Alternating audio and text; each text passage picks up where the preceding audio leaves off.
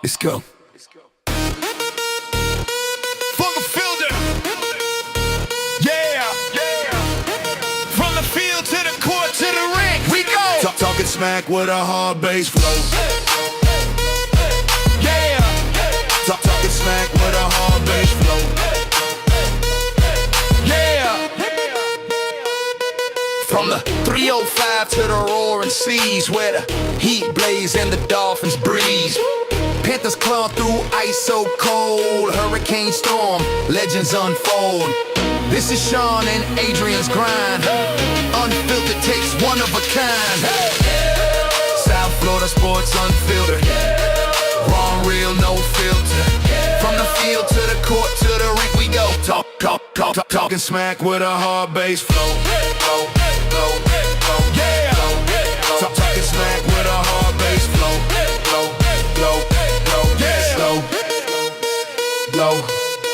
Tackles fly and the touchdowns roar. Buzzer beaters leave you wanting more. Hockey sticks clash, hurricanes spin. Every game's a battle, every fight's a win. Stanley Media's fire, rainy days rain. Mix it all up and crank up the game. Talking sports to hit like a hurricane. South Florida reppin', nothing's the same. South Florida sports unfiltered. Raw and real, no filter. From the field to the court to the ring go. Talking smack with a hard bass flow. Yeah. Talking smack with a hard bass flow. Yeah.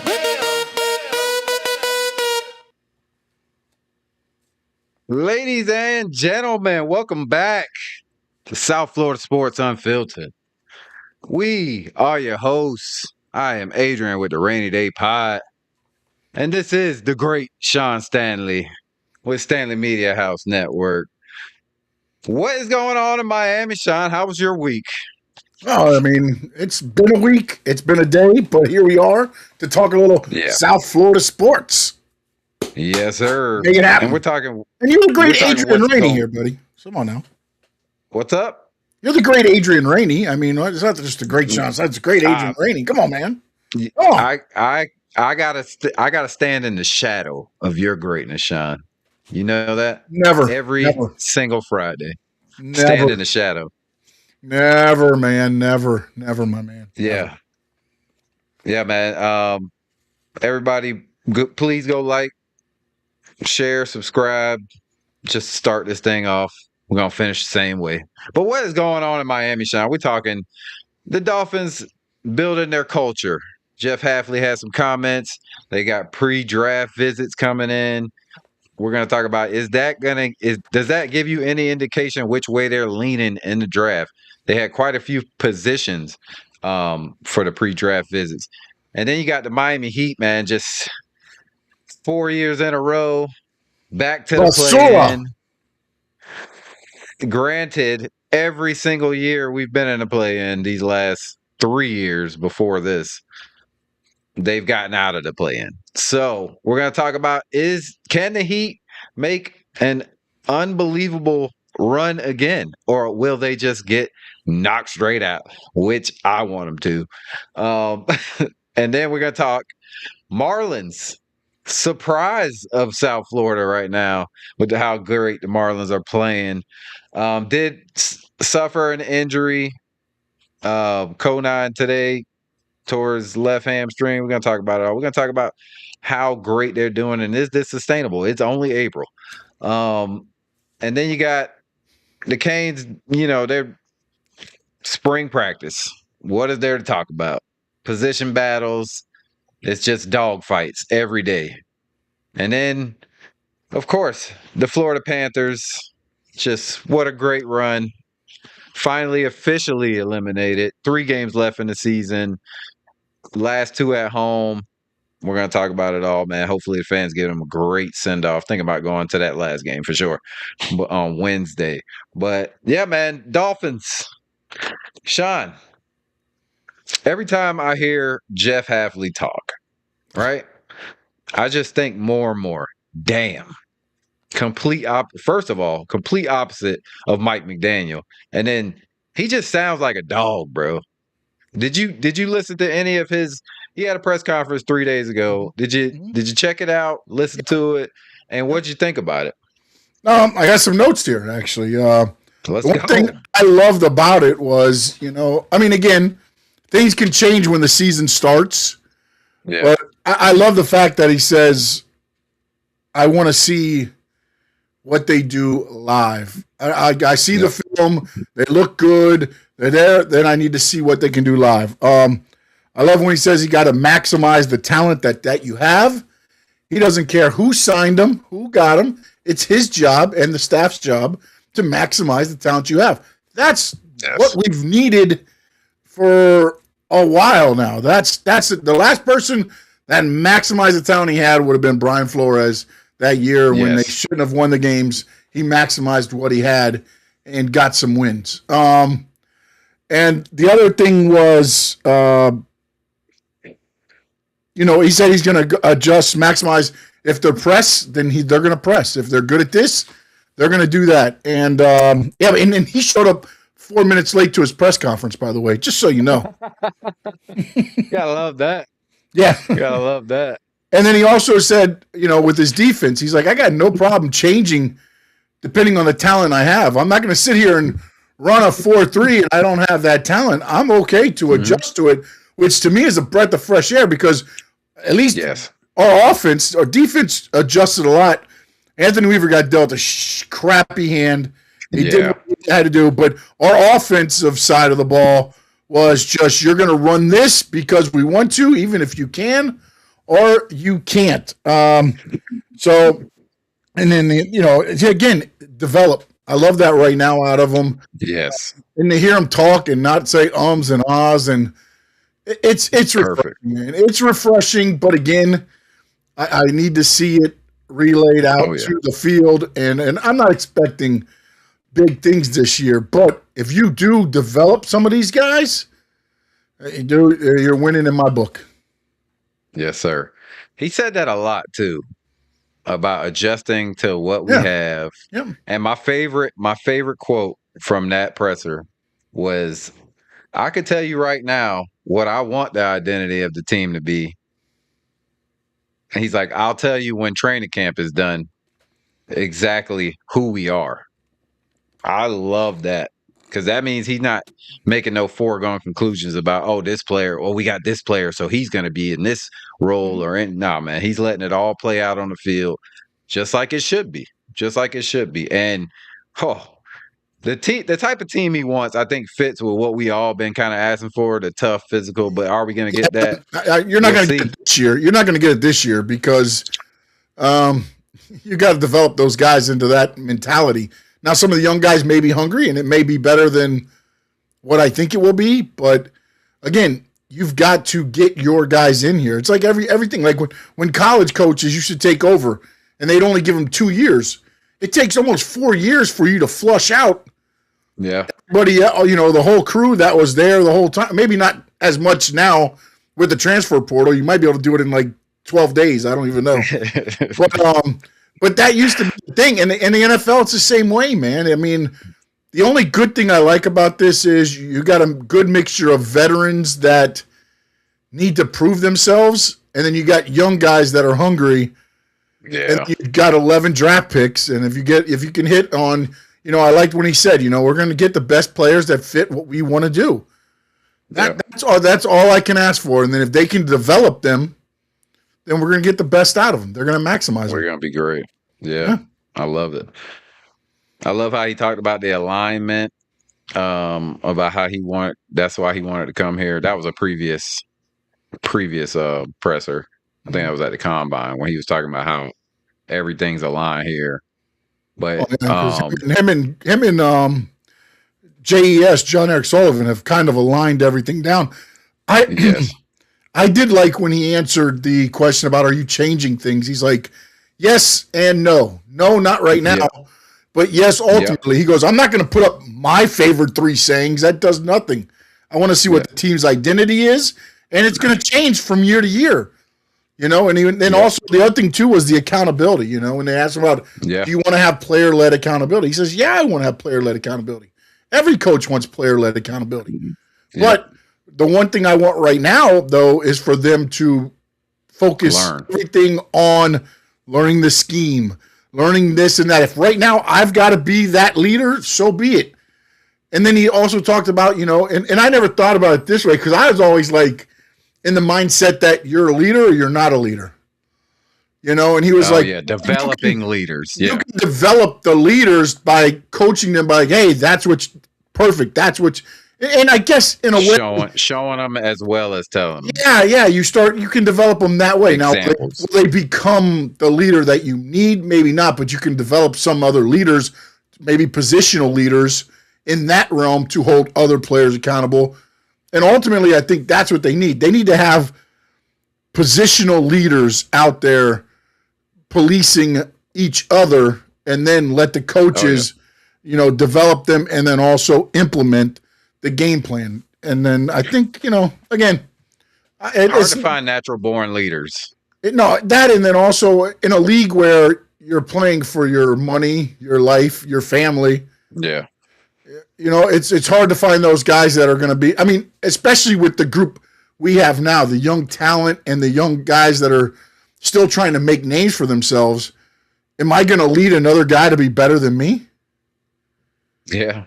It takes a special type of person, man, to be like, hey, I'm a leader, so I see this guy's got it, but he's going to jump me if I give him my leadership, and then to still do it. Those are the guys they need. That's the Zach Sealers. That's those guys there that, hey, I maximize what I can do, but I also know there's a lot of people better than what I can do. Yeah. Seems like he loves Zach Sealer, too. He said a lot of glowing things about Zach. Yeah. Well, he's that guy. He's selfless. He's selfless. He's going to do what's best for the team, not what's best for Zach Sealer. He said last year he watched Zach Sealer take on so that other players were able to get in. Mm-hmm. That's why Jordan Brooks gets your 100 and whatever league, because the other guys are stuck on Zach Sealer. So Brooks is allowed the free to go in and get some tackles. Not all of them, don't get me wrong, but you need those guys. You got to have those guys. And again, that's where I think some of the mixture, it's refreshing right now. We'll see, and again, I'm not going off wins and losses. I want to see guys develop. If you start getting guys developing and making plays, you want it trending this way, not the opposite. It's more trending. Very slowly. I don't think we're going that. Yeah, I think it's like like a curve. All right. Yeah. We'll go. Up a little. Yeah. Right. Up a little to the right. People curve your expectations a little bit. Curve them. Oh, for sure. And know what is going on and what's reality. Don't just go in there as a fan and be like, I always joke around every time anybody does the schedule game with me. I got them going 18-0, 21-0, all the way to Super Bowl. They beat everybody. Yeah. I know that's not happening this year. But I'll still do it when you play that game with me. I'll do it. I'll win every game. Every game, Malik Willis. 300 yards, 4 touchdowns, no interceptions. That dude's going to end with 48 touchdowns, no interceptions, and what is it? 54,000 yards. What? Dude. Breaking records. Breaking records. Actually, I think it's 51 because they only play 17 games. So, yeah. I mean, you know what they say? Expectation is the root to disappointment. Yeah, man. For sure. Yeah. So, and if you look at temper those. Yeah, and if you look at this team and you have high expectations, I kind of got to question you and your standards. Well, you could just be a diehard fan. All right. And like every year, I think we're doing this. There are people like that. Look, man. Look, you got your Big E's, your Dolph Freakies. Those, they want the team. Ashley and Lou, they travel with the team. Yeah, they want them to win, but they're also not going there going, oh, we're 18-0. We're 18-0 this year. Did you see that home schedule? Oh yeah. The home schedule, they might beat the Jets. That's it. Yeah, it's tough. It's definitely tough. I played Madden the other night. Dominant. We're dominant. We are dominant. Did you have Malik or did you have Quinn? Who'd you have? So I did. So I started a whole new franchise. I do this every year, every single year. I start a whole new franchise, and I'll put it like all the players on here. But then I'll do a draft, and I'll draft players. I'll like download this year's draft, Mhm. and I'll do a draft, and kind of like a mock draft or whatever, but Madden, and then I'll get my guys, and then I'll just go on a run. Madden's easy to play though, so even like against the computer, you got to play other people for it to be a challenge, especially if you've been playing it for like 20 years. But yeah, man, I like everything he said though. Obviously, it sounds good. He said Zane Anderson. That's the only player I heard him say he trusts him. That's the most important thing. Oh, dude, you took my thing for what I was going to talk about later. But I think that's why they signed him. He trusts him. Yeah. And he also said he's a student of the game, and he started games on that guy is there to teach everybody else the stuff Halfley likes and why he likes certain things. That's what that guy's there for now. It makes sense. They brought him in to be like that guy, even though if he's injured. If he gets hurt, because that's been his knock, he can still be there to coach these guys up on the side to what Halfley likes. So he has a player coach on defense that has started games for the Packers. Yeah, love that too. He loves joint practices. Can't wait to see that. And I thought the key word there was trust. That's going to be interesting. Trust. I remember that because he said he said he brought that guy over because he trusts him. Yeah. You'll know what guys he trusts and what guys he doesn't trust as the season goes on. You're going to see it. Yeah, I love that. 100%. He likes Tyrell Dodson. So our linebacker room, he seems to love. Yeah. Willie Gay, Tyrell. Yeah. He said Brooks. They got better during the season last year, and he didn't have an issue with them. So, And again, with his system, he moves the backers around, so it's not like they're going to be sitting back there and, He's going to be using a lot of safeties. Yep. Seems like. He talked about the big nickel, having a nickel and having a safety in the nickel, all that. Big or small story, Sean. Achane not present at voluntary. Small. Yeah. They're working a deal. They're working on a deal. that or look, again. Could be training on his own. He is. Achane. He's going to be out there training on his own. That's regardless. I mean, he's a damn professional. For sure. You watch how he comes in. He's going to be ready. But the thing is, and again, if you're the Dolphins, and I know you said he's going to be a core person, and you said the same kind of with Watt and this and that. If they get an offer that knocks their socks off, I think they will trade. They'll trade Achane just like they did Waddle. Yeah. And you don't want to bring him in. You don't want to bring him into these practices, and he gets hurt. Yeah. Doing what? Nothing. So let him go. Get these leverage. Things there. Keep the leverage. Then if he's there after the draft, and I know O's talked about it as well. Then I think you might get the extension. If nobody picks him up or nobody throws out the offer, then okay, we're going to give him the extension or whatever, and everything's going to be fine. There's probably there's a game being played. A couple weeks ago. There's a game being played here. It's just like why bring them in to possibly get injured when you have that leverage and that bargaining chip right now. And again, look, it needs to be a deal that knocks your socks off, like the one for Waddle. If it's just like, hey, we're going to give you a fourth rounder, you know what? Nah, buddy, we'll keep him. Which is what I think will happen. But again, during the draft now, you have that bargaining chip where a team that might be a running back away, not able to get a top level running back that they wanted, and now they make the move. Love. Yeah. And then they make the move. So we'll see. But I think it's a no story at this point, man. Again, volunteer, yes. And also the Dolphins get to start early because Halfley's there. I think it's a no story, man. I mean, again, you get to OTAs and he's still holding out after the draft and everything else, then I think maybe it starts becoming a little like, I wonder if there's more to this. Yeah, there were reports a couple weeks ago that he's going to sign an extension in the summer. A big extension in the summer. Yeah, That's what I, the reports were.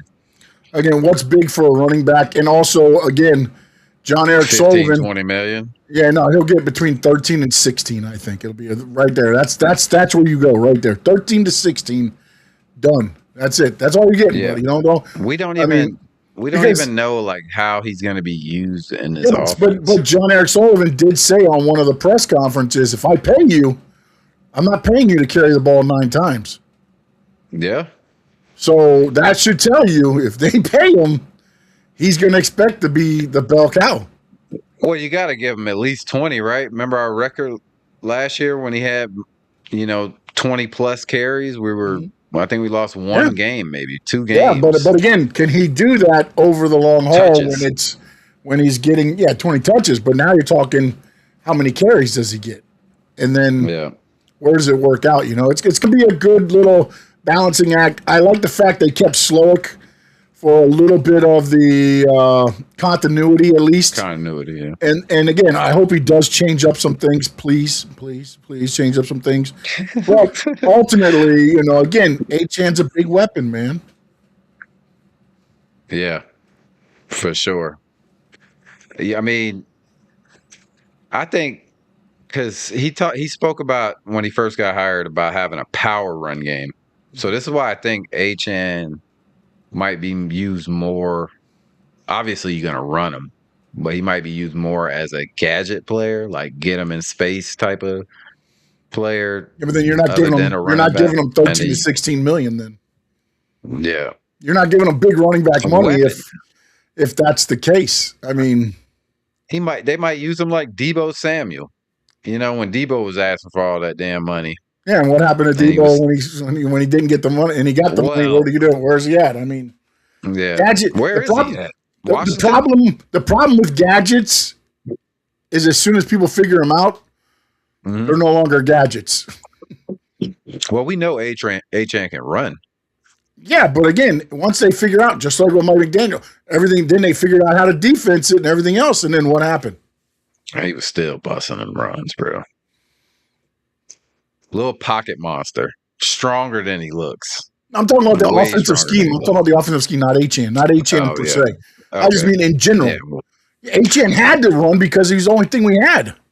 Yeah, Mike got cute. He got too cute, and everybody was like, this still football, bro. I lined you up and hit you in the mouth. That's it. The 30 visits, though. Did you take anything away from any of these visits? What I want to ask you first about the quarterbacks, because Ty Simpson, Taylor Green, Carson Beck. Yep. None, just late round picks. Nah. Third to fifth round picks. Third to fifth round picks, possibly, maybe. Taylor will be there 5th round, 6th round, probably. Yeah, if not later. Yeah. It just depends on how everybody else goes. I mean, that's going to be true. Be the whole thing. I mean, because for instance, when I was getting ready for this, I'm like, the interesting thing I saw was they really brought in 3 guys that I noticed were first round grades. The quarterback from LSU. Yeah. And the 2 receivers, Casey Concepcion and is it Lemon? Makai Lemon. Makai Lemon. Those guys, and then the tackle was a late first round, early second round pick, which I thought could maybe be that 30 pick that they're looking at, for that guy, or maybe he falls further second. So then I looked at the latest mock drafts, and I only went to one real quick. It was Fox Research. And when I looked at the number 11 pick, you know who we had? Who? Reuben Bain. I love it. It's a lot of mocks have been mocking him to us. They had Delaney go right before us. They had Delaney go 10, and then Bain fell back to us. And Can you imagine a world where that happens, bro?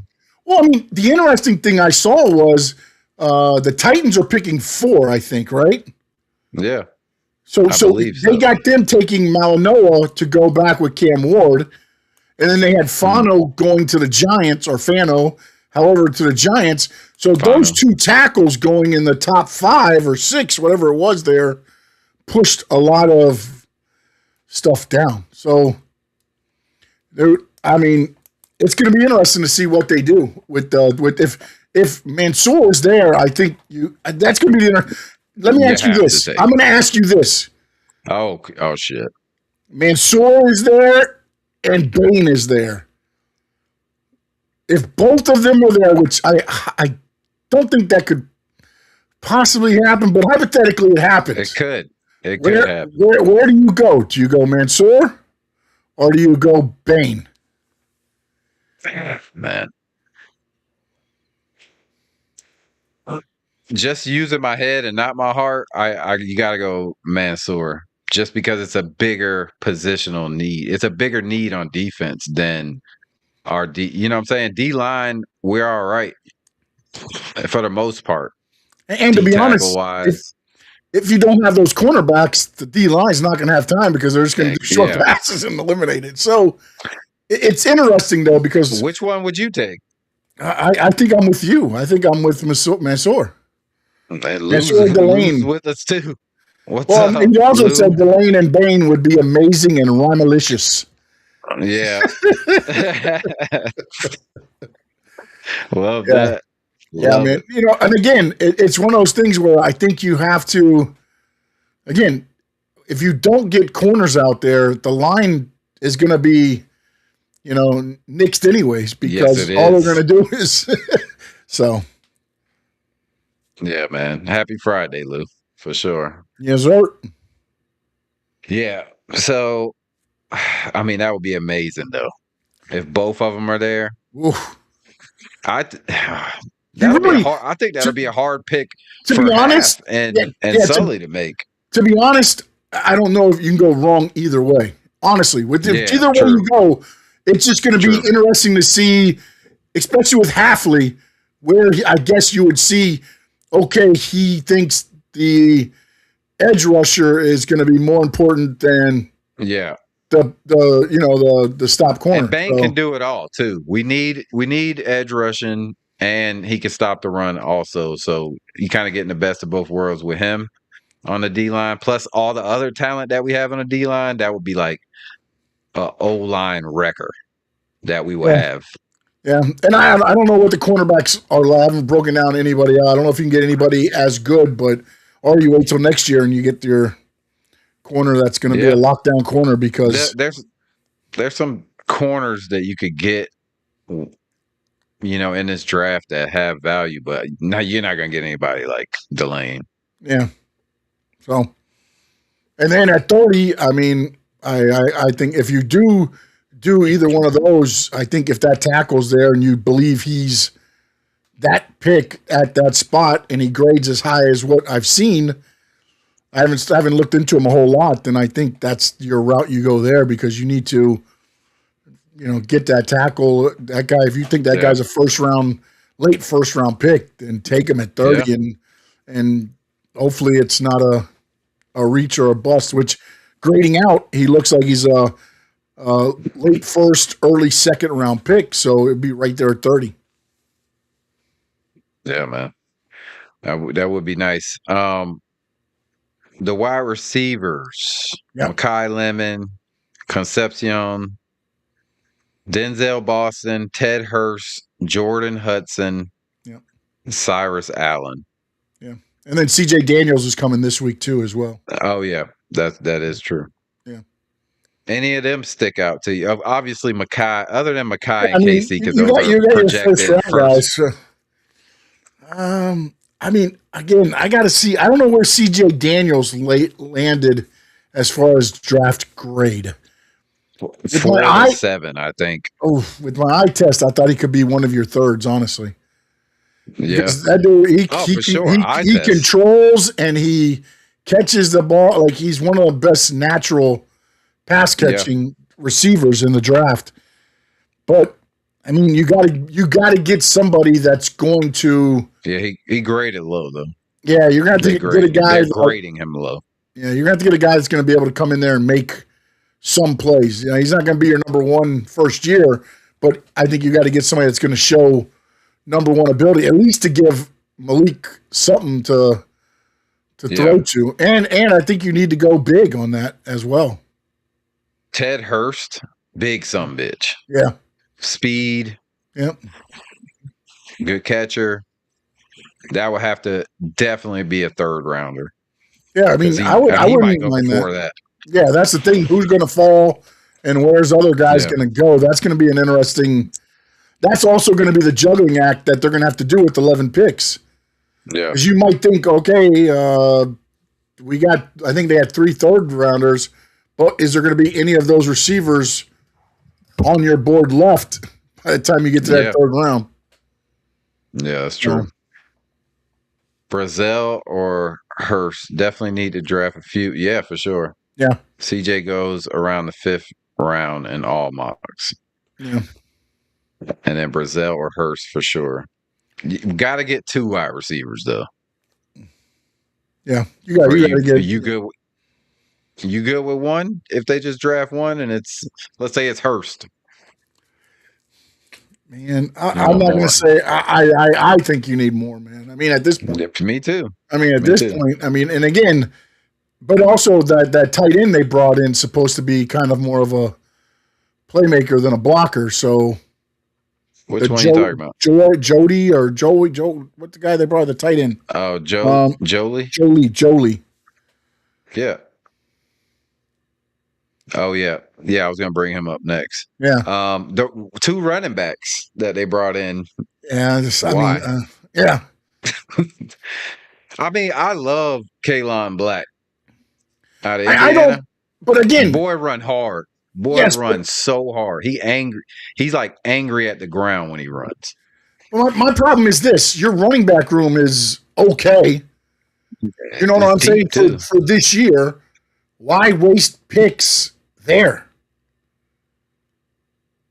Trey Lance. You need so many damn other positions. Like, I mean, maybe at the 7th round, if one of the guys fall back there and you want to just grab them, okay, I don't have an issue with that. Yeah. 6th, 7th round, whatever. So you got an issue with them bringing them in for a visit? No, because I don't get the point of it. I don't get the point of wasting two spots on that. Well, you could bring 2 other positions of need. Teams do this all the time. They bring in guys, and then maybe another team is like, "Oh, the Dolphins, they're interested in him. Then maybe we need to, maybe we do that." Because again, when you look at it, you're not thinking Reuben Bain's going to fall to you. So why am I going to waste a pick on him? You know, so you start bringing in guys that are like, okay, these are the guys we watched. We think they're good guys. Let's bring them in and see if they're the character guy that we think they are. Now you get to sit down, see kind of what they are all about, and see if it's really the guy you want to have. But also, I think, again, in a majority of this, games are being played. Oh, yeah. And again, you bring guys in, but that don't mean you're going to draft them. And again, oh, yeah. We've seen that before. You brought in 3 quarterbacks. Do we honestly think you're going to again? If you do, you're really sending mixed messages here. I'm just kicking the tires, Sean. Yeah, but you're sending a real mixed message here because everything that you said says Malik Willis is the guy. We have the utmost ability in him. We think Malik can do whatever, and now we're going to draft a quarterback in the 3rd round. So stupid. No, bro, no. No quarterbacks in the draft. No, I mean, I don't mind. Again, if you go 6, 7, and one of those guys are there, you're Taylon Green or somebody falls back there. Well, yeah, but what does it matter though? Because again, you get them. What, you're going to get them in undrafted? Either way, I mean, I guess you could, but then what are you drafting? You probably could. I mean, you know, I would just get some undrafted guys, bring them in, kick some tires, because you're not going to need one. You think both quarter? You got Ewers. Yes, but yours, you're okay if Malik gets injured for 8 games for Quinn Ewers to be your quarterback for 8 games. Yeah, because I'm not expecting us to win any game. If Ewers betters our chances of getting a higher draft pick next year, why not? Yeah, but again, and you get to see, and he gets play time. You get to see him develop a little bit. You get to actually. What if he doesn't develop? 3 games. What if he becomes Skylar Thompson? Hey, and he regresses. Okay. You won't be here next year. You won't be here the year after that because we're drafting one, brother. Yes, I guess, but you could have a guy on the roster spot, and then if they do get signed away, I think you can get a supplemental. Sean, you dropped the link. I want to jump on the panel. What? He wants you to put the link in on the chat. I don't have the link. I'm not that smart. No? I got it. I'll see if he jumps on. Which one? Who's that? That's not Tony, right? Anthony Manzano. Damn, I didn't post it. My bad. Oh, what do you want to do? Put the link up there? Oh boy, here we go. Oh, there, I posted it. Look at that, I posted it. Yeah, I posted it. There we go, Anthony. Jump on. Welcome to the big top. Yeah, but yeah, I mean, I don't know. I don't want no quarterback though, bro. I do not want no quarterback. I mean, again, 6'7" at the end of the draft, I don't mind, but don't waste no number 3 or any of that on there. No. Whoa. Oh, he's here.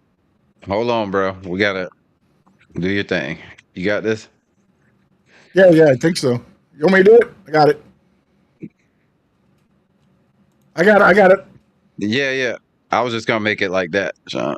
Oh, wait. Oops. Hold on. We're both doing the same thing. I'm messing you up. I'm messing you, sorry. Yeah, we'll bring him in like that. All right, bro. We hear you. Go ahead. Hey, honestly, I've been saying this from the beginning, with this draft.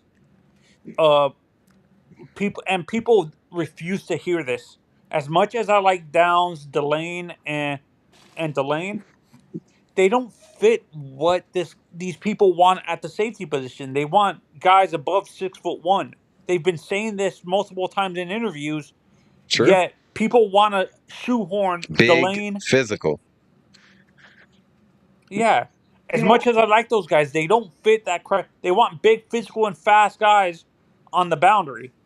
Delane in our system would be a slot corner, not a boundary. Even though he plays boundary in this system, he would be a slot and stuff like that. And I'm not going to be drafting a slot that high. Yeah. I mean, Halfley did say he would change depending on the talent. So yeah, true. That's what I'm saying. It would depend on what they think of him also. I mean, and then they brought him in on the visit. Tony, Anthony, which one you prefer? Tony? It doesn't matter. Just you can call me Tony. All right.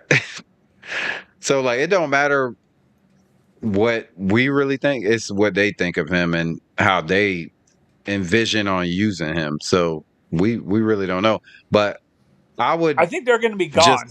So I'm not going to have to worry about that because I think I believe the Chiefs and the Bengals are going to draft corners. Oh yeah. I believe so. Yeah. Chiefs definitely. And I think Downs is going to be drafted by the Redskins. Do you think Bain? You know what's funny is they had Downs going.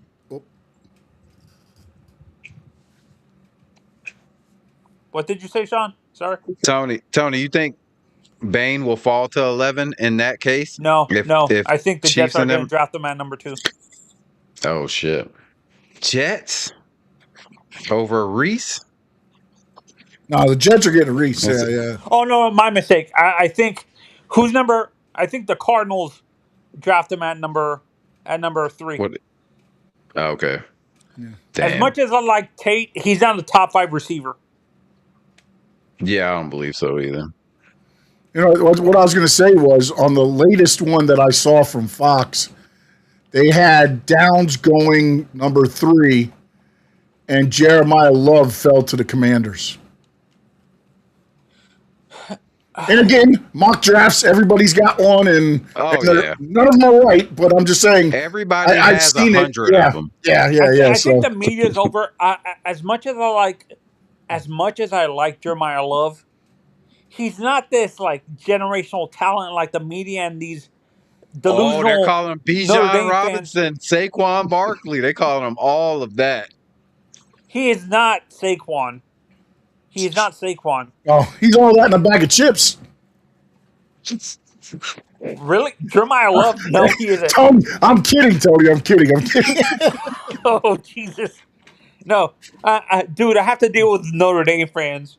Oh, And Oh, sorry. I'm sorry. no. It's yeah. Reef. Honestly, I like Jadarian Price way better. Okay. Oh, yeah. And Yeah. Go ahead, Tony. what is it? I think we're good if Freeling's available there and Francis is gone because I think there's a team. I think who's drafting number 5 and 6, real quick. Well, they had the last one I saw, at least the Fox one I looked at today, had I think it was Malor goes to the Titans at 4, Yeah. and I think it was Fano goes 5 to the Giants. Yo, Cap. No, I think, and if Francis falls to us and we draft him, I think we double down on our offensive line and draft a tackle at number 30 and move Francis into guard and stuff like that. And that solidifies Okay. 2 spots. We Yeah. move Jonah to his natural position at right and we put Francis at left guard because he played left guard, left tackle and left guard at Miami before they transferred him to transitioned him to right when they got Markel Bell and stuff like that. And I think we draft Blake Miller at number 30. Blake Miller? Yeah, the tackle from Clemson. Yeah. okay. He looks good. Or He looks Ironacre. good. Do you like Yeah, man, Ironacre, Sean? Yeah, I mean, look, man, I just want somebody that's going to come in and solidify this goddamn offensive line, man. You know, And that's. honestly, as much as I mean, again, it's I like close with all Brewer, I these don't think guys. he fits. We need a bigger center. He's way too small. Yeah, but I think he's the leader you need right now as you're building this. I think if you draft a center late and have him work behind Brewer, because Brewer's one of those guys that he's a lunch pail guy. He's going to come to work.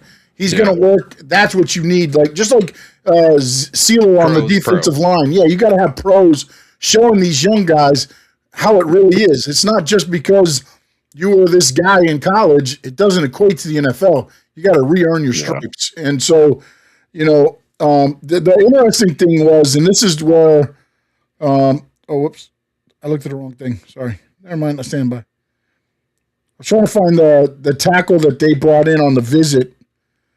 Markel Bell. They brought in Bell too. I'm looking at the article I had here. They don't include the locals as actual pre-draft. It doesn't count toward the 30. Yeah, it don't count toward the 30. Why is that? Why don't they? I don't know. I don't know, man. Maybe because it's down the street. I mean, to be honest, though, if you hadn't done your homework with those guys that were right, they play in your building. Yeah. I mean, if you haven't done your work, don't need a fucking visit. I'm cracking up because I'm going to ask you this next question, Adrian. All right. How much of a panic, like how much of a meltdown is the Canadian media going to have if the Panthers get the number 1 overall pick in the draft? Oh, they'll lose their shit. You know it. Yeah. They're going to go crazy, and then they're going to say, rigged. It was rigged for them. No way they had this terrible of a season. It's like, come on, man. Yeah, they lost all their guys, and they still get the pick. And we're loaded. Like we are absolutely loaded. So if we get number 1, I think we draft the kid from Sweden over McKenna. Oh my god. I like Stenberg over McKenna because as much as I like McKenna, he doesn't fit the system. He's not a two-way guy. And when you look at him, his body type reminds me of Connor McDavid. They can't handle physical play because Connor was constantly complaining during the finals that the Panthers were beating up on him because he's so skinny and stuff like that. Yeah. That's what we did. Hit him in the mouth. Yeah, and one thing too that nobody really talks about, and if the Panthers do get the number 1 pick, they don't get a pick next year, by the way, because the next year's pick automatically goes to Yeah. to Boston, or is Chicago or Boston? Chicago. No, Chicago. Okay, sorry. Chicago, yeah. Yeah, I knew it was one of them teams. Chicago fans Boston, are whatever. calling their For, GM Seth- an idiot Seth Jones. because how do you not catch that the Panthers had a protection on that pick, top 10 protection on Yeah, that pick? But if you're that GM, are you really thinking disaster's gonna hit the Panthers to where you think they're gonna finish at least in the playoffs? I would think with that roster, Yeah. there's no way they're not making the playoffs. That's easy pick for us. Yeah. But not so Damn easy. right. Yeah, and I said that not to so a easy. Chicago fan that I follow this guy who does a draft called Prospect On, and he actually, I said in the chat once that you guys have to realize that maybe he didn't expect the Panthers to get injured like this, so Yeah. the protection really wasn't going to matter and stuff like that. Yeah, because you don't expect your top two players to not be available until December. That's when Kachuk came back, and then you go right into the break, the Olympic break, and it's like you don't expect that off of the Stanley Cup, man. You don't. Is this like a weird me having too much faith in the kid? Like not faith, but putting too much pressure. I think Ioane, the guard from Penn State, I think he can be like a Quentin Nelson, where he gets drafted higher than most people expect, maybe in the top 10. Could, man. You really don't know who any of these teams really like. Nobody's gonna give it away because they want their guy. So what are your guys' opinions on this whole Ruben Bain arm length crap? Oh, it's ridiculous. It's stupid. Watch his play against top teams. And if the play on the field should tell you the kid can play. I mean, I don't know. Tape don't lie. Whatever you want, man. Tape don't lie, man. Like, great, his arm length, whatever. This dude was literally a man amongst boys. Pretty much his whole career in college. I stuck to my comparison. He reminds me of Dwight Freeney. Yeah. Or actually, a more current. There's a guy. Oh my God, he just retired. I can't remember his name. And he played for the Patriots. Oh my God. Edge rusher. Yeah, edge rusher. Retired from the Patriots. Oh no, he played for the Patriots, but most of his career he played for I think it was for the Texans or something like that. He had the same issues, and he ended up. Now they're saying this guy might be a possible Hall of Famer as an edge rusher, but it's a Hall of Fame. It's not, the guy was a good player, but it's a Hall of Fame, not the Hall of Good. Do you guys agree? I got you. Yeah, exactly. Yeah, you're right. That's There's a lot of players in the Hall of Fame that really do not deserve to be there, but they're in there because of the team they played for and stuff like that. Of course. I think there's a few. As much as I like Jerome Bettis, was he ever one of the great? Was he one of when he was he considered as a dominant running back when he played, or was he more in that middle ground? He was he was a great stealer. He was a great stealer, so they're gonna put those in there. One of the most historic teams out there. Of course, he's gonna. And they hurt. It's funny. I feel like if you win a Super Bowl, you're in. Pretty much, you be a star player or a well-known player, a lot of notoriety on a team, and this you is win a Super Bowl. An argument I get pissed off about. Also, when it comes to popularity contest, the Hall of Fame, a lot of fans that I live around who are like Steelers fans, these are Steelers, Jets fans, and Packers fans. They say because Dan Marino does not have a Hall of Fame, he shouldn't be in the Super Bowl. He shouldn't be in the Hall of Fame. That's so dumb. That's so dumb. Stats speak for themselves, man. I mean, that's just Exactly. anybody that's got like. I mean, again, it took a change in NFL philosophy to get to his records. When he got that record, that wasn't air raid. Yeah, it wasn't an air raid either. And receivers were getting tackled, and there was no pass interference. Yeah, it was a dog fight back then. Yeah. And for Bettis, he had 15,111 yards from scrimmage, That's a lot. 4 total touchdowns, 91 rushing touchdowns, 94. Oh, I thought you said 4. I was about to say. No, he had 91 rushing, 3 receiving. He had 6 Pro Bowls, 93 Offensive Rookie of the Year, 96 NFL Comeback Player of the Year, 2 first team. Does he have any All-Pros? 2 first-team All-Pro, and Walter Payton Man of the Year. Okay. Yeah, that's Hall of Fame. That's a Hall of Fame right there. But when he played, was he at the same level as guys like? Was he in the same conversation as, like, was there any times during his career when there was elite running backs around him, like a Curtis Martin or an Adrian Peterson, that he was considering that same conversation as one of the best running backs of that era and stuff like that? I don't think so. That's just my opinion. I understand the stats, but my definition of a Hall of Famer is when your peers say you're the best at your position. That means something, and if you were ever dominant, consider it at the same level as the guys at your position. Yep. So here you go. For sure. All right, the top running backs during Bettis era, 90s to mid-2000s. Emmitt Smith, Barry Sanders, Curtis Martin, Marshall Faulk, Terrell Davis. Ricky Williams. Yeah, Bettis was defining power back who excelled at short yardage conversions. Yeah. So, yeah, I mean, he was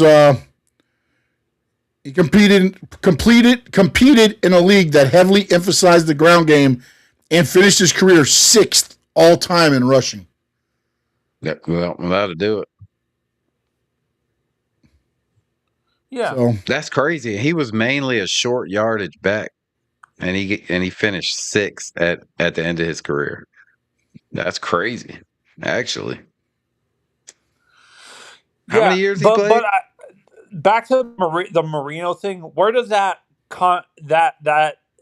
line of thinking come from? Is it jealousy of those fan bases because they didn't have a Dan Marino at quarterback he was playing?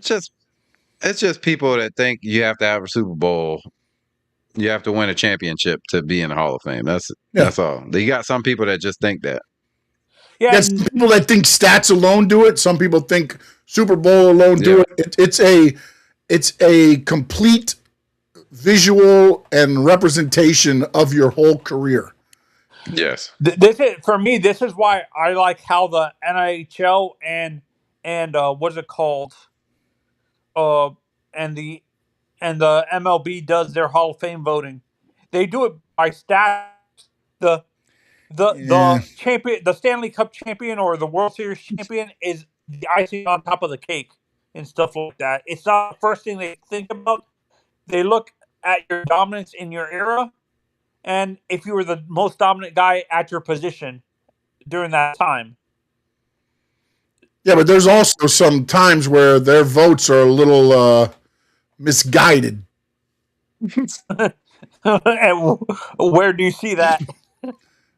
In baseball and in not necessarily hockey. I don't know. I haven't done a lot in the thing, but there's and I also understand. I think they only do 2 or 3 in at a year, where NFL fluctuates depending on how many. So, like, I mean, I don't know. I think, look, the Hall of Fame voting, it should be a whole thing of your career. I mean, it shouldn't just be whether you won a Super Bowl. It shouldn't be just because you threw for 54,000 yards, but there's got to be some winning involved. Which Marino got the playoffs, the majority. Not that they got in far in the playoffs, but they were making it to the playoffs, so he was winning, and he had the most yards passing until Peyton Manning and everything else. So I mean, like, and Brady just broke. Didn't Brady break yeah. it? Well, that's because Brady played for 57 years. I mean, Yeah. at some You play point, fucking- you're going to break it when you're there for 27 years. Yeah, exactly. Yeah. No, and when I hear that argument, that like I feel that it's it's not delusion, but they don't understand that football is a team sport. Marino is a how much could he carry his defense? The defense was costing him games during that period too. Even though he made the Yeah. playoffs, it was who just won who just lost the Super Bowl because the defense cost them? Was it this year? Did the team that like the defense blow that game for the runner up for the Super Bowl? Talking about the Patriots this year? Yes. I mean, they didn't play Sure. what they had been playing, but I mean, The, they also the offense let them down. Yeah, the offense wasn't scoring either. At the same time, they kind of It was 12-0 at halftime. That game was over. Drake May kind of let the Patriots down in the playoffs. Yeah, there you go. And Their offense as a whole of course, was crap. there's still Patriots fans having this idiotic line of thinking and saying he's the next Brady. If anybody talked to me about Marino not deserving to be in the Hall of Fame, I wouldn't even give them. They don't know football. I would be like, Look I'm another not way. going to waste my breath on you because you can't even talk football. That's all I would say. Because at that point, like, what? Really? Yeah. Okay. All right. You gonna argue No, with stupid? and as much as I like, My time with that. yeah, and as much as I'm gonna say this, as much as I like Troy Aikman as a quarterback, he's not a Hall of Famer. He just got in because he has Super Bowls. He really doesn't like. Again, it's a team game, and he led the team. Yeah. No, but So I mean, again, that's where it is. It's winning. It's stats. He did what he had to do to win. The totality of your but a lot of career. people say it was Emmitt Smith and Great what is it offense, called? too. And that offensive line that won those games and that defense. Oh, not yeah. Troy. Michael Irvin. Of course, but when Aikman's name was called and number was called, he didn't shit the bed. Delivered. And no, I agree with you. But like I said, as much as I like Troy, to me, in my honest opinion, he is not a Hall of Famer. And back with the Dolphins specifically, I think why we have until recently with Zach and Jason, what hurt us is our franchise has been incompetent and we never hadn't won any playoff games. Like a lot of playoff games over the past 20 years. Tony, let me ask you this. Let me ask you this, though. And this is where I'll just talk. Who else in the last 20 years, besides one person, would belong in the Hall of Fame that's played on the Dolphins? I'm good. Ricky. Ricky should be in the Hall of Fame. Correct? Richmond Webb should be in the Hall of Fame. That's the one I was looking at. Richmond Webb. Richmond Webb to me. definitely. Richmond Webb is the one there, and then Kuchenberg too. Oh yeah, I mean, yeah. If you go back to the '70s, I said in the last 20 years, on these like that has gone out off the Dolphins in the last 20 years. Recently, I mean, Kuchenberg, yes, I'll go with that one too. Sam Madison and Patrick Surtain. Yeah, but I don't know if Surtain would he go in as. I mean, I know he spent a long time when he won the championship, not as a Dolphin. No, he would. I think he would. He was drafted and he played most of his career with the Dolphins, didn't he? Yeah, but he didn't win with the Dolphins. Yeah. I think most of these players choose the team that they didn't win, that drafted, and they spent most of their carear with, not who they won with. Yeah, no, as an individual, I right? thought Payne got inducted as a Colt. You're not really going in as in a team. But he went in. The player gets to choose which one means the most to him. Yeah. Is Sam Madison going to say the Dolphins are going to be the one there, or is it going to be the other stuff there? Well, Sam Madison needs to say the Dolphins because Was it the him with Patriots? the Giants. Did he win with the Giants? I think he won with He won with Eli? With Eli. Yeah, I think it was one of them. Oh, the Holy Giants. shit! Yeah, Sam Madison. Do you guys believe Tiki Barber is a Hall of Famer? I don't know. Because I don't really know Tiki's stats like that. But yeah, that's a good question. Good question. We got over 100 people watching. Go to @RainyDayPod on YouTube. Like, share, and subscribe. Again, it goes to what you see as a player. He has 22 franchise records. Tony signed off. Oh, I was like, he had 22 franchise records, including 10,449 rushing yards, and recognized for all-purpose, including 15,632 yards from scrimmage. And again, it's a very opinionated thing, and I mean, it's like, is it winning or is it stats, or is it? It should be a combination of the complete career. Yeah, of I also what you feel did, like players should be voting on that, and not media and all that. I think it should be players voting in the Hall of Fame, like your peers should be. Yeah, but then again, it's I look, man. To me, all your teammates. Yeah, my boy. I think every Hall of Fame should have a committee that's elected, not media, not everything else. Just like what they do with college football. Not saying it's the best thing. Not saying it's the best thing, everything else, but at least you know these are the people that are going to vote. Better get some people that know their shit, Sean. Yeah, you would hope, but maybe not. We'll see. Maybe me and you vote for the Hall of Fame. Richmond Webb, I don't want to do congratulations, buddy. You're getting the call because first person I put in is Richmond Webb. After that, I'll put him and Ricky in, and then I'm out. I'm out of the committee. I'll put Ricky in just because that's my favorite player, like, of all time. Yeah. Dog. You know, love the weed too. Oh, we had a team. I worked at a store here in town, and they had to deliver something to his house, and they basically had to leave it outside. You're like, I'm gonna go knock on this door. They wouldn't let. He wouldn't let. He just said, just leave it outside. Don't knock. Like, Ricky, please, Ricky. It's like the one time you run into Mark Anthony, and you're told not to look into him and J-Lo's eyes. Don't look at him directly. You got to look up or down. I was like, I can't look down because Mark Anthony's 4'2".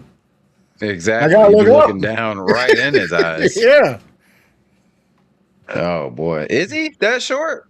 No, he's like 5 something. He's not. He's not big. He's not tall. He's not short though.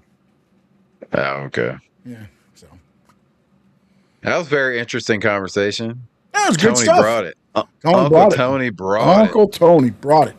Thank you, Tony. Appreciate you. Thank you, Tony. We appreciate I just had not seen that name. I didn't know, and all of a sudden it's like Sean. I was like, what did I do? Nah, he been in the chat before. Yeah. No. I mean, I know you have. I mean, I didn't know if how I got directed to send the link. That was my. Yeah. I didn't know. I apologize, Tony. But hey, thank you for bringing it, my man. Appreciate you. Yeah, man. Everybody, please go to Stanley Media House Network on YouTube. Like, share, and subscribe. @RainyDayPod. Like, share, and subscribe. Appreciate y'all for watching, man. Let's talk Heat. All right. They suck. Oh, I know. Yeah, they suck, man. But Sean, I asked the question in the opening. Okay. Mm-hmm. And the last 3 years, the Heat have gotten themselves out of the play-in and into the playoffs. Yeah, way to go, buddy. How it turned out. Way to go, guys. No way to go. How it turned out. Yes. They whooping the Wizards right now, 72-52, but that's what they should do. You know what I'm saying? It's a tanking team. Well, who cares? Who cares? Wait, let me check Bam's. Oh, Okay, Bam only got 17 points. Yeah, well, those just on their 80 again. Yeah. Yeah, there's no way. They like, we ain't letting it happen again. Yeah, But, someone else got to score for them. so, do you think? All right, let me ask this nicely. Do you think Spo can catch a little magic? This team can lock in just a little bit, get themselves out of the playoff. As of right now, we'll be playing Charlotte, which dog walked us last week. Like, so bad. I think they scored 150 points. Something like that. Mm-hmm. But yeah, it's just tonight. And then we got Atlanta on Sunday, last game of the season, and it's at home. There's no way we're still 2 games behind everybody, pretty much. Everybody from Orlando, Philly, and Charlotte all will have to lose their last games just for us to even move up probably 1 spot. So no possible way, rhyme, or reason that the Heat are doing anything in this playoffs. Let me ask you this. Jeff Halfley today, or 3 days ago, I'm sorry. 3 days ago. Press conference said he brought one young man over. Why? Because he trusts him. Who does Spo have on this team that he can truly trust night in and night out? Not even Bam. Bam had 4 points or 7 points the other night. Yeah. I mean, there's nobody on this team. Who do you trust on this team? Nobody. I said trade Norman Powell. I said trade Andrew Wiggins. Yes. I said get the draft picks. What does it matter if you're 8, 9, 10? Yeah. You're going to get in and get beat if you make it in or whatever. Let the young guys play. See what happens. Instead, no. Let's keep what we got, and we'll lose 10 in a row. Proper rebuild. They lose every game except the Wizards. Yeah. What are we? 3-9 in the last 12 games. About to be 4-9 in the last. We beat the Wizards 4 times. Yeah, exactly. So bad. Dude, there's nobody that you can trust. And again, look, you trust Spo. I trust Spo more than I trust anybody else on this team. Same. And I know we had that conversation with Martell when he was on the show about Kalel. But you watch Kalel get in the game, and there's times where, like, dude, just what are you doing? Yeah. I can't trust you. That's the thing. It's like, I can't trust you. I can't play you. But then you watch him go into other games, and it's like, where is this guy? Yeah. Okay, Sean, real quick. Man, it's frustrating as hell, bro. So if they would have did that and played the young guys, you go through these growing pains with Kalel then, right? Because you know he's not showing up every night. You still go through the growing pains because you're playing the young guys. I side with Spo on this until Kalel Ware can change his ways. You want to know why?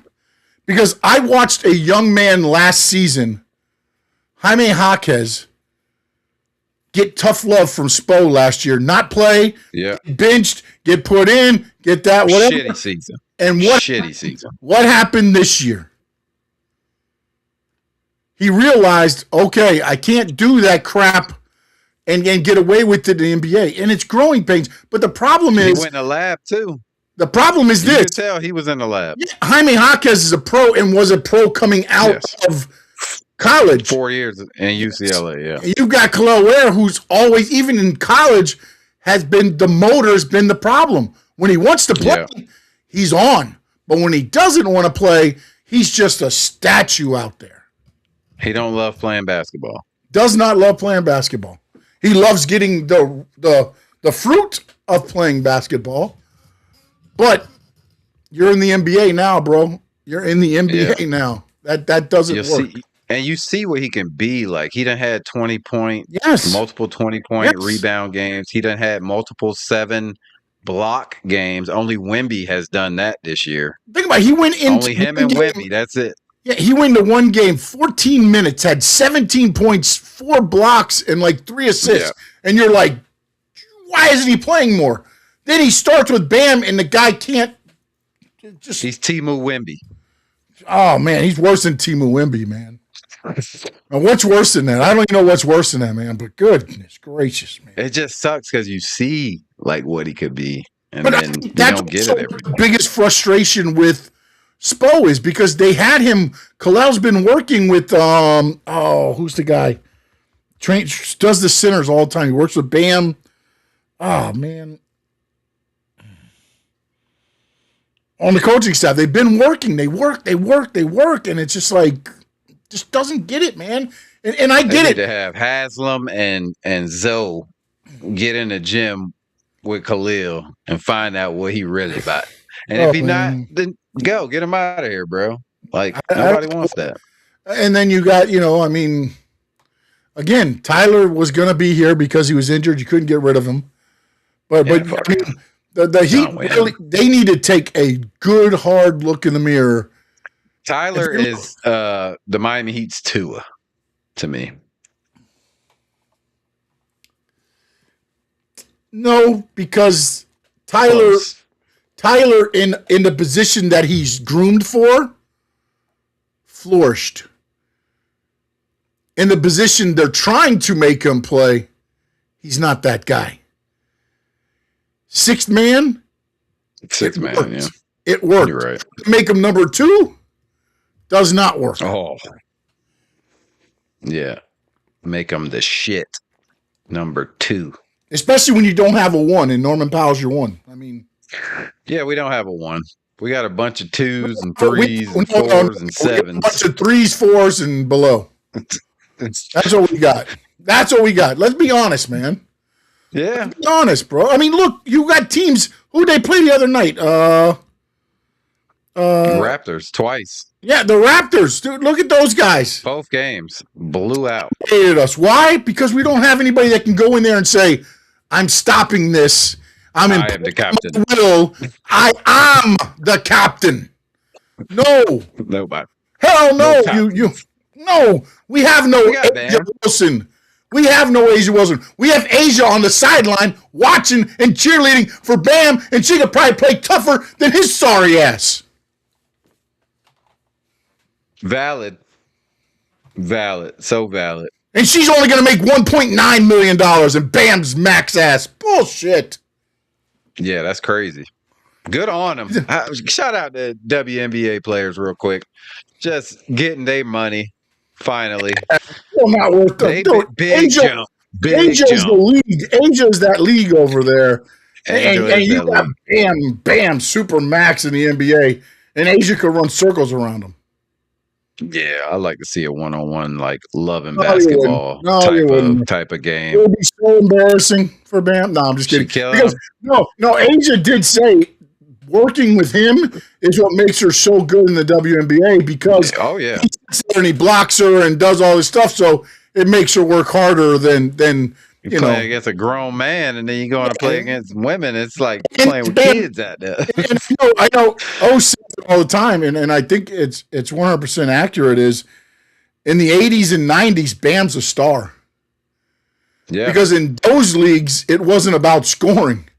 Now it's about scoring, and he's too selfless. He just you got to just become that guy, the 83-point guy. That's such a nice guy, bro. He's a nice guy. We need the 83-point guy because you're not going to make 83 every time. But if you're trying to make 83, you might make 30. You might make 27. Bam with Jimmy's mentality. That's what we need. Yeah. Oh, we not the mentality. Bam with Jimmy's mentality at the end. Not the mentality at the end. No. The basketball. beginning. The basketball. The game. There you go. Mentality, because at the end he just wanted to lounge out and make coffee and stuff. Yeah, well, prime Jimmy. Okay. Finals Jimmy is what we need Bam's mentality to be. All right. And we probably won't ever get that. No. I don't think he has it in him. Turn into a shell. Yeah, no, man, we know that. Hey, it's been too many years of the same shit. So we know for a fact. He has the talent, and you see the drive every once in a while. It's just not there continuously to be the MFer He's he fucking needs Robin. to be. He needs a Batman. No, he's not. He's the butler. He's Alfred.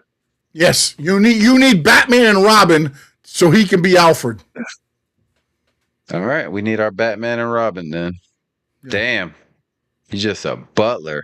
Bam, Butler Bam. New nickname. Look at you, Sean. You're so good Call at him this. B for short.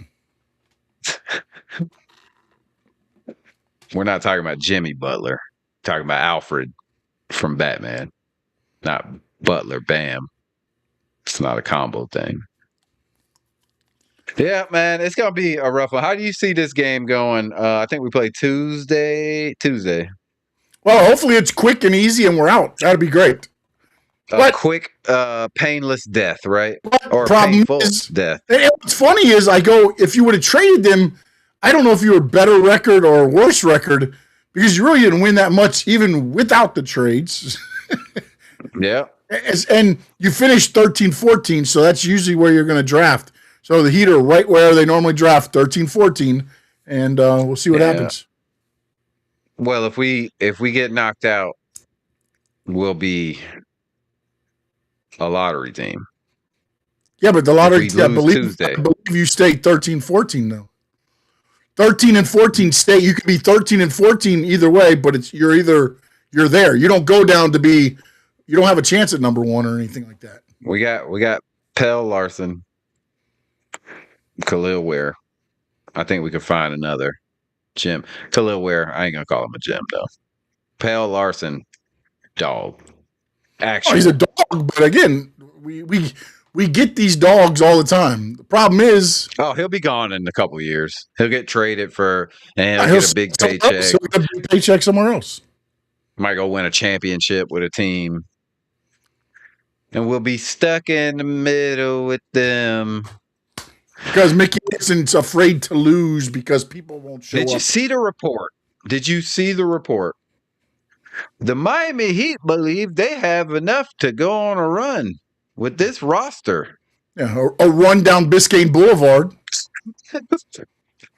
And somebody chasing them. Yeah, not even That's a parade. It ain't enough for a parade down Biscayne Boulevard. It's enough for a 5K. Oh yeah, they chasing them with torches and pickaxes because they ready to burn this shit to the ground. I mean, just tank already. Just they need to other get teams are doing it. Freshness in the front office. They need somebody new in the front office that will go in there and be like, what the hell are we doing? And again, it's not going to happen because it doesn't matter if somebody does it because they're just going to be like, okay, so you much go. nepotism. Yeah, man. It's like, bro, like, come on. This is my problem though, Sean. Like, what I think is about to happen again is that these tanking teams right now are going to surpass us in a few years, just like Detroit did. Detroit is, bro, look at Detroit. It's crazy.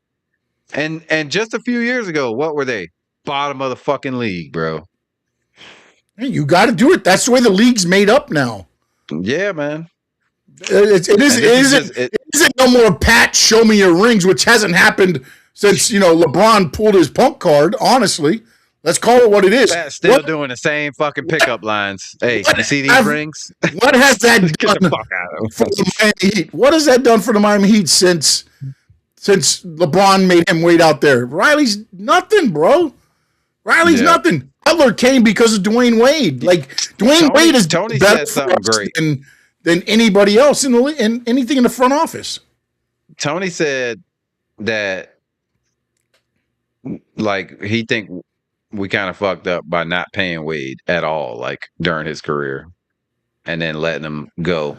Well, no, but like, the thing that was probably why they kind of cursed. They should have cursed us, bro. No, they should have took care of him. But also, Wade didn't take the money so that LeBron and Bosh could come here. That was his choice. That was his choice. But when we had the chance to make it right, we said, we didn't. You're too old. You're too old. F you. Gone. Yeah. Because that's where Riley puts the foot down. On the face of your franchise. You see these rings? I'm going to win. And not only that, remember, we lost first-round picks because we had to trade for James and Bosch to keep their bird rights. And then we had to pay a max to Bosch to keep him from going to the Rockets where he's going to take less money. Yeah. Think about it. And then Wade comes up and is like, have fun in Chicago, buddy. Yeah. Have fun. Go home. Go Oh, home. my goodness. We did get some good news today. All right. Yeah, there's only one game left. Well, that is great news, actually. That's great news. Terry Rozier is getting waived, so it's going to open up a roster spot. Yeah, you could have done this so long ago. No, I don't think they could. I think the NBA waited till now and told them. I think they. Oh my God! They wanted to do it a long time ago, but they waited till the end of the year and say, "Okay, now you can open up a spot." But again, what are you going to do? What are you going to bring in? What? Nothing. There's nobody. You're gonna pick somebody up off the fucking street. No, you'll bring one of your two ways or one of your whatever. Your Sioux Fall guy up and do that. That's it. Yeah, why not? Why not? All right, yeah. One more game, guys. Well, two more games. We still gotta go through that play-in. All right, and hopefully Charlotte just 2 shots to the head. You know what I'm saying? And it's over. And we can go into the off season not have to worry about. Huh? I hope the first quarter is 57-10. Ooh. Yeah, that would be wild. Then I could just be like, you could just click, turn it off. It's over. Checkmate. You're gonna see a lot of thank you, Miami Heat that it's finally over. Yeah. The season, at least. And then we go into the off season and we'll see what happens, obviously. But all right. And kudos to Michael Biamonte too. Thank you for all your services, sir. The voice of the Miami Heat for the last 20-something years. So yeah, man. Thank you. He gets a clap for that. He gets a clap. For sure. Now, Miami Marlins, though. They're off to a hot start. And it's got some fans saying, maybe, Sean. Oh, boy. Maybe this is it.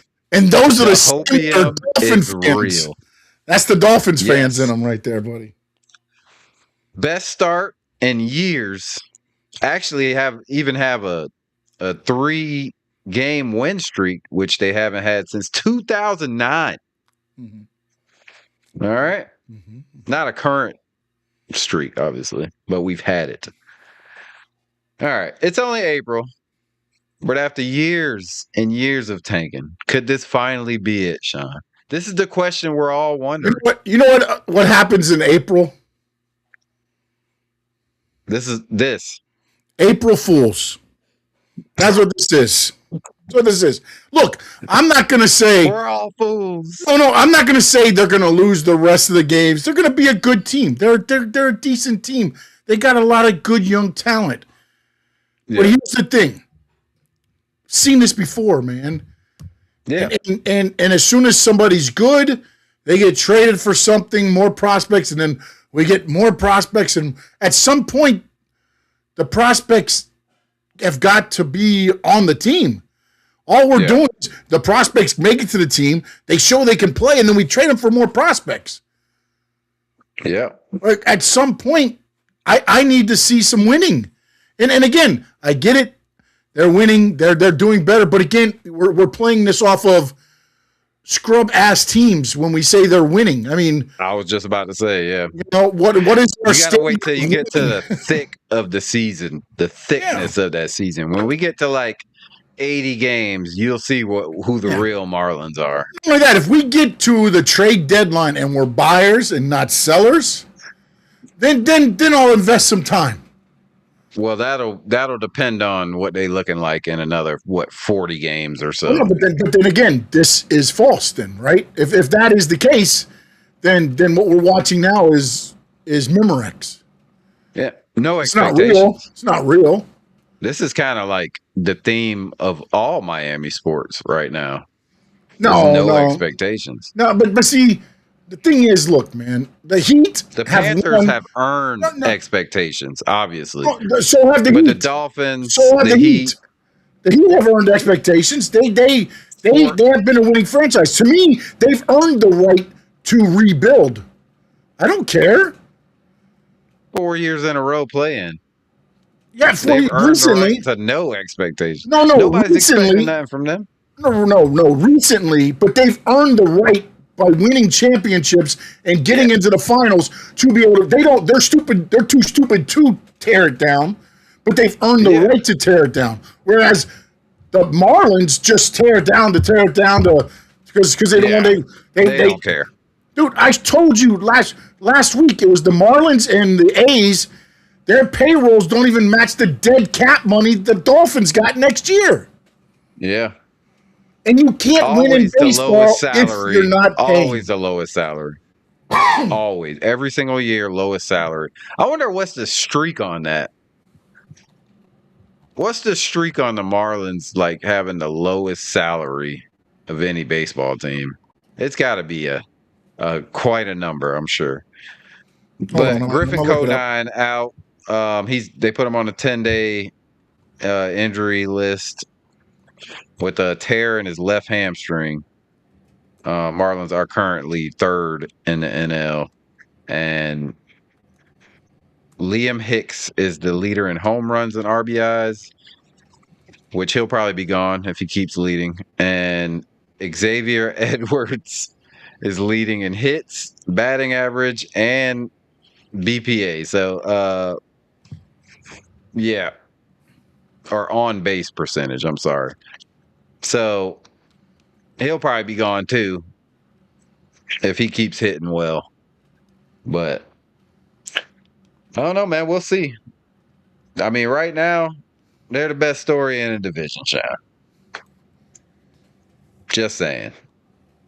And that will probably come to a crashing halt as we keep progressing in the season.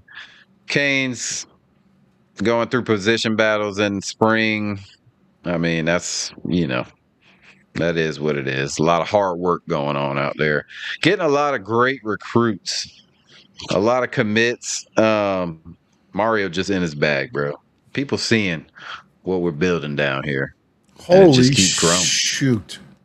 What happened? Shite. Do you know the Marlins opening day payroll this season? Do you know what their opening day payroll was? No, and I'm kind of scared to even know. $77.3 million.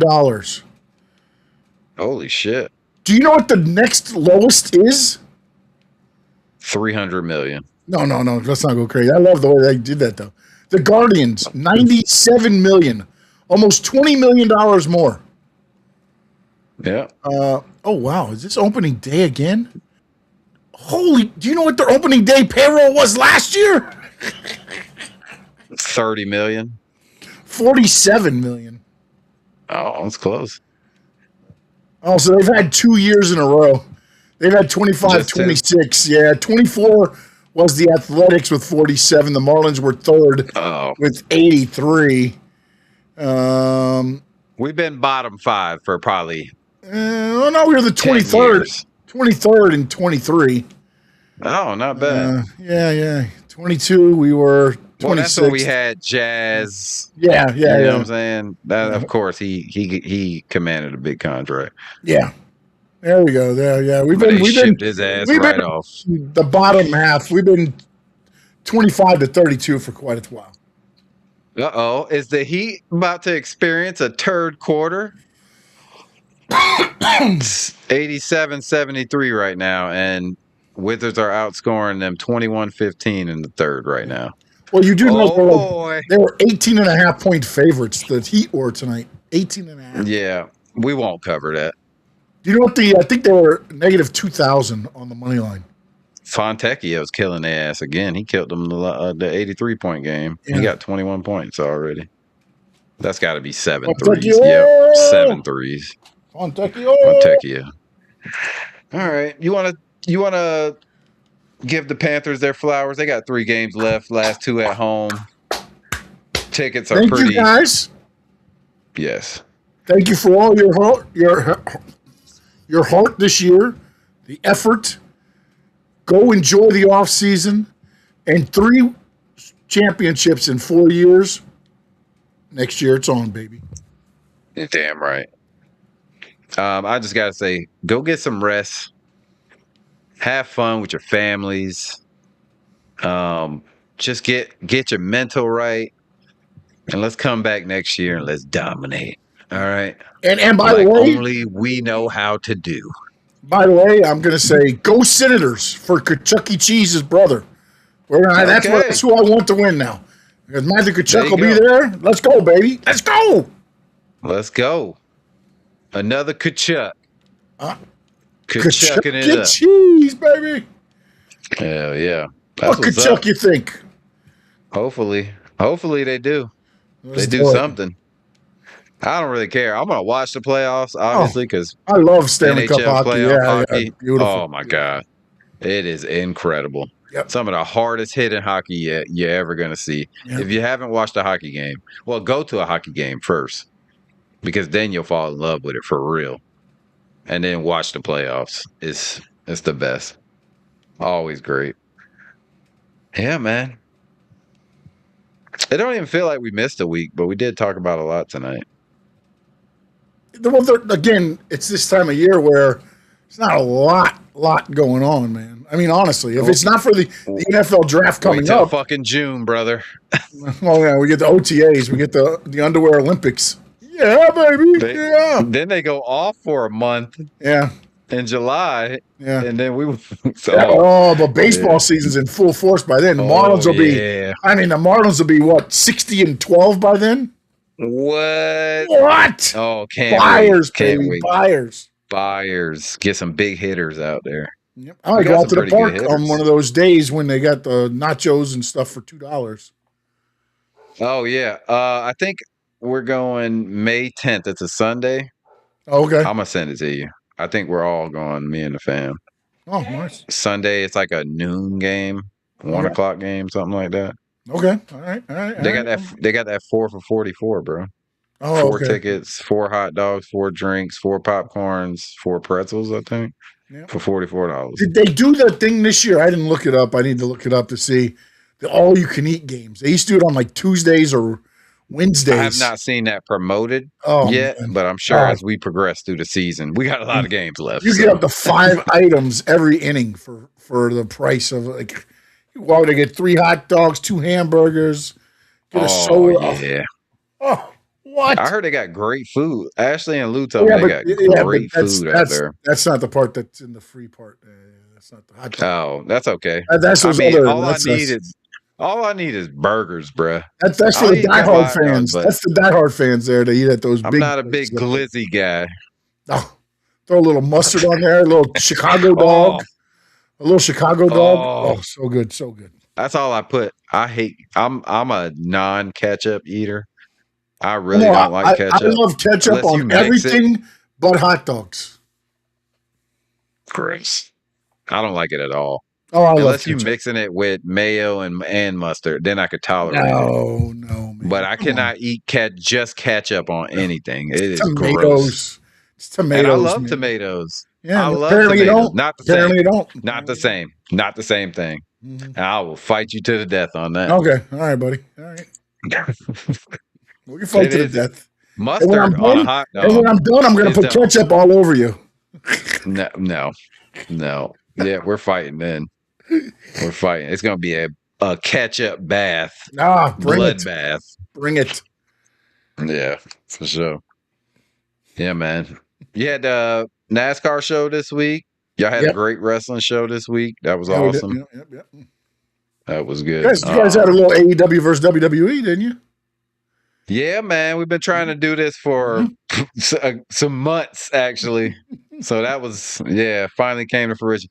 TC got to get a little better setup, because the second half of the show, it was fine, but that first half, he was going in and out, and then his camera was lagging a lot. But we'll figure that out.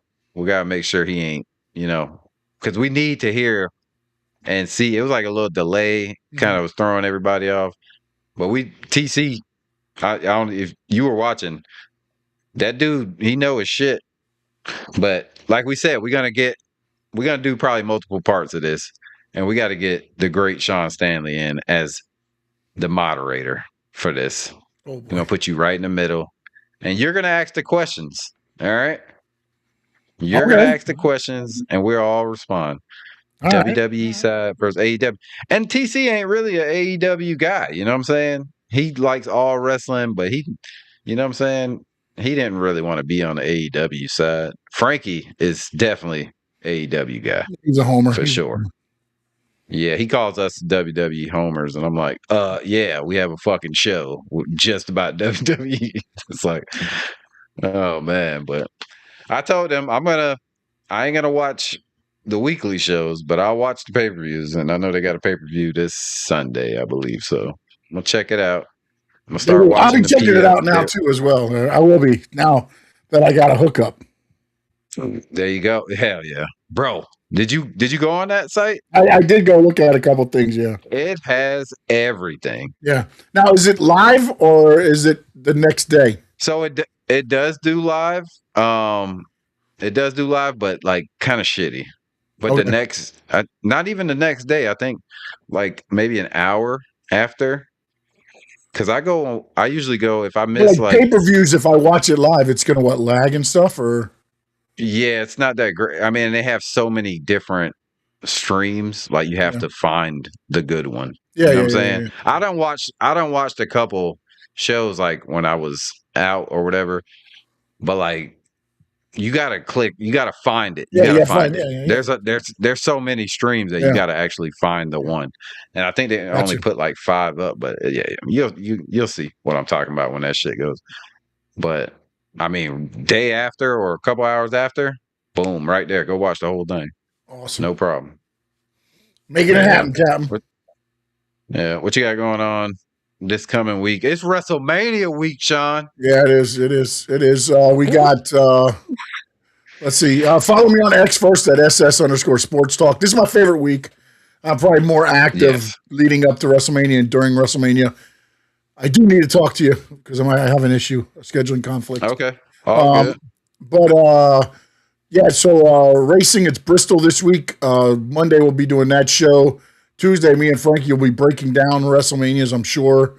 And then also we had Dynasty this weekend. So we'll be talking that as well.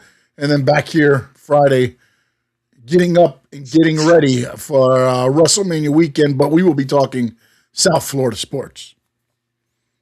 Final mock draft next Friday for the Dolphins. This one should be interesting. Should be very interesting because I wonder how the board's going to fall now with all the information that these mock draft sites have. So that would be cool. Why you're doing like this? I don't know because you never know how it's going to fall. You don't? Oh, yeah. It could fall crazily. Yeah, I mean, you never know what's going to happen in that 6-7. Is this bothering you? The round 6-7. You know what I'm saying? Hell yeah. Oh. 2 Raw for SmackDown. We're breaking down this week, and are you guys back on Saturdays or are you still Sundays? Sunday still. Okay. But we'll still be doing pre and post next week. Both nights. So at least I will be. I don't know Tony's schedule completely, but I'm sure that's the biggest show of the year. I'm sure he's gonna be on. Yeah, I'll be on both post games, but I'll only be on pre on Sunday. Okay. Yeah. Okay, perfect. Because Saturday, right, cool. What time are you doing the pre? I'm sorry, real quick. No, we'll talk after. Okay. Yeah, we'll talk after. Right. But 2 Raw for SmackDown Sunday, 1 p.m. On at Rainy Day Pod on YouTube and at Tony Talking Game. Shout out Tony. Talk heat with him Wednesday. That was awesome. It was the first time on his show. I was like, yeah, finally you invite me on the show, you asshole. But yeah, and then yeah, man, it's WrestleMania week, so we're gonna do South Florida Sports next Friday, South Florida Sports Unfiltered next Friday, final mock, and then pre and post for WrestleMania night 1 and night 2, man. Don't miss it. Over 100 people watching. Please, for the love of God and us, go to @RainyDayPod on YouTube. Like, share, and subscribe.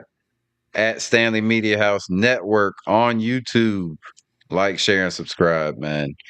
We're going to get out of here. We hope y'all enjoyed the show. Appreciate Uncle Tony coming on. Everybody in the chat, Cat for Life, Lou from Dade, Stoney Stanley, Oscar's in there.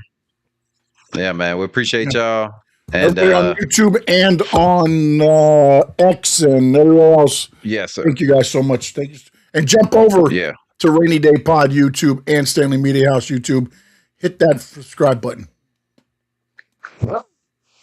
And hit them likes. Oh, it makes the video do crazy things. Oh, yeah. It makes it go. Mm-hmm. Yeah. In the great words of Jackie Moon, y'all have a great week. Everybody love everybody, y'all.